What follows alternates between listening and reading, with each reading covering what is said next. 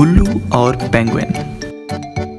किसी बर्फानी इलाके पर पेंगुइन का एक जोड़ा रहता था। उनके छोटे छोटे बच्चे थे।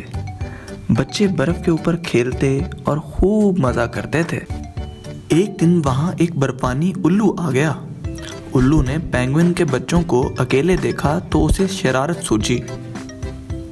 उल्लू ने अपने खूबसूरत पर देखे और बच्चों से बोला, देखो बच्चों, मैं कितना ताकतवर और मजबूत हूँ। मेरे तो पर हैं मगर तुम्हारे नहीं। फिर उल्लू ने अपने पर फड़फड़ाए और फिजा में एक चक्कर काट कर वापस आ गया।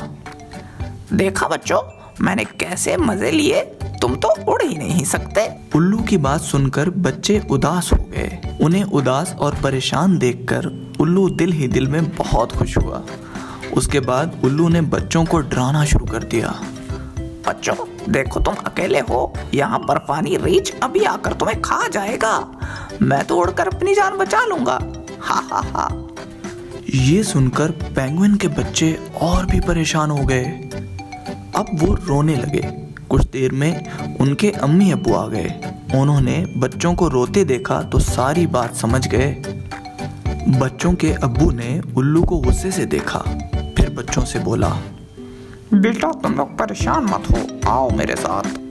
ये कहकर वो सब पानी में कूदे और 2-3 गोते लगाकर बाहर निकल आए।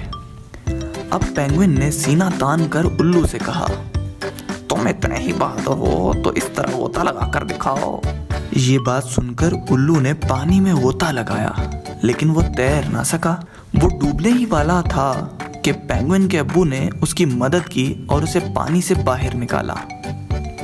उल्लू के सारे पर भीग चुके थे।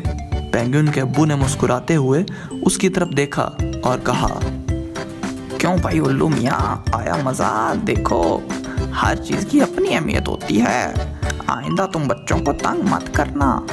पेंगुइन की बात पर उल्लू शर्मिंदा हो गया और बच्चे मुस्कुराने लगे।